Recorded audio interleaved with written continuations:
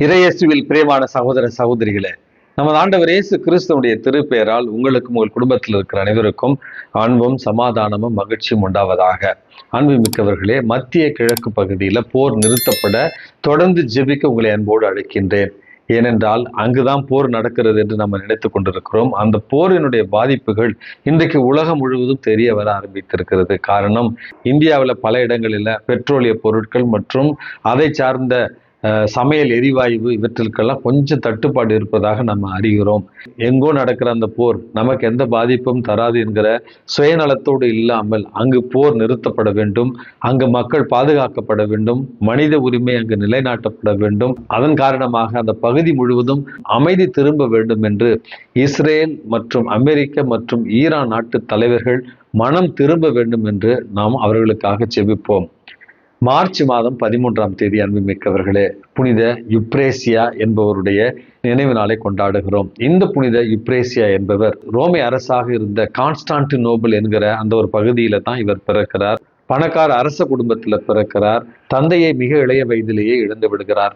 இளம் தாயும் இந்த சிறுமியும் அரசருடைய பாதுகாப்பிலும் பராமரிப்பிலும் வளர்கிறார்கள்.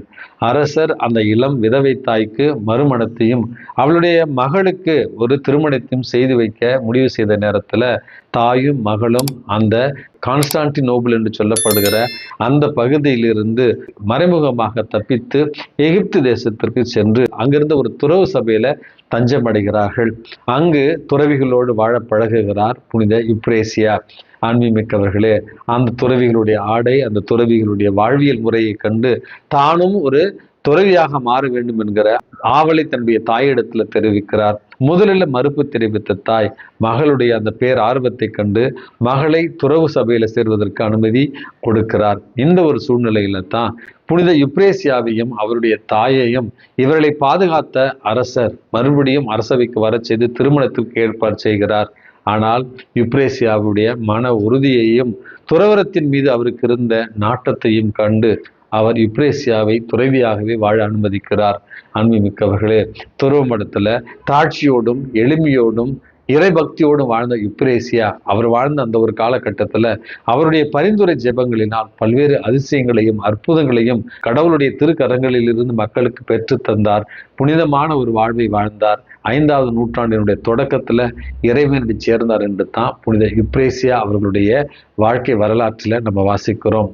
இந்த புனித யுப்ரேசியாவுடைய பரிந்துரையால் நாமும் நம்முடைய வாழ்க்கையில இறைவனுக்கு நம்முடைய அன்றாட வாழ்வினால் பெருமை சேர்க்கவும் மகிமைப்படுத்தவும் இவருடைய பரிந்துரையை இன்றைக்கு மன்றாடி ஜெபிப்போம். அன்புமிக்கவர்களே, இன்றைய நற்செய்தி வாசகத்துல நமது ஆண்டவர் இயேசு கிறிஸ்துவிடத்துல மறைநூல் அறிஞர் ஒருவர் அனைத்திலும் முதன்மையான கட்டளை எது என்று ஒரு கேள்வியை கேட்கிறார்.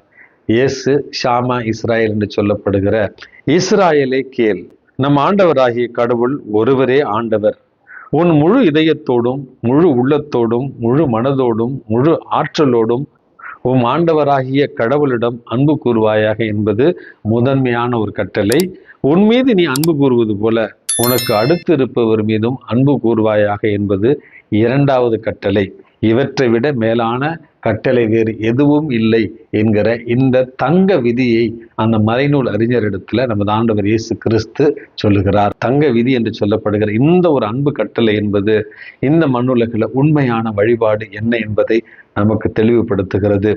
தவ காலத்துல ஜபம், தவம் மற்றும் தர்மம் அப்படி என்கிற 3 வழிகளில் நம்ம இறைவனுக்கு உகந்தவர்களாக மாற்றுவதற்காகத்தான் தாயாம் திரு அவை நமக்கு அழைப்பு விடுக்கிறது.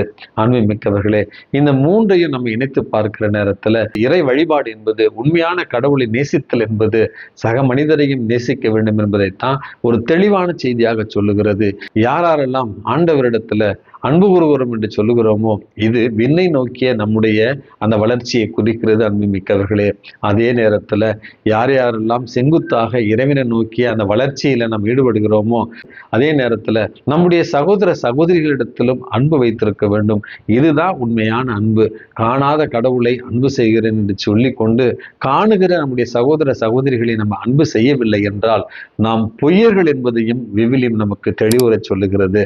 அப்படி என்றால் உண்மையான வழிபாடு என்பது, உண்மையான இறை அன்பு என்பது மனித நேயத்தையும் பிறரன்பு பணிகளையும் குறித்து காண்பிக்கிறது என்பதைத்தான் இன்றைக்கு நம்ம புரிந்து கொள்ள வேண்டும்.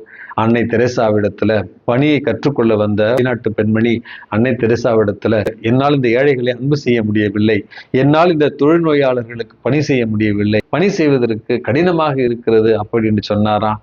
அதற்குத்தான் அன்னை தெரேசா அந்த பெண்ணிடத்துல, நீ இவர்களை ஏழைகளாக பார்த்தால் அல்லது நீ பணி செய்வதற்கான மக்களாக அவர்களை பார்த்தால் அவர்களிடத்துல உன்னால் பணி செய்ய முடியாது.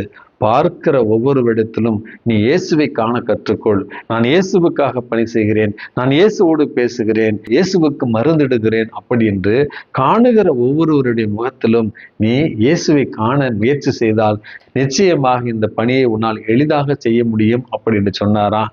அன்பு மிக்கவர்களே, உண்மையான வழிபாடு என்பது ஆலயங்களுக்கு செல்வதும் பாத யாத்திரைகளை மேற்கொள்வதும் அல்லது காவி உடைகளை அணிவதும் மெழுகுதிரிகளை ஏற்றுவதும் அல்ல.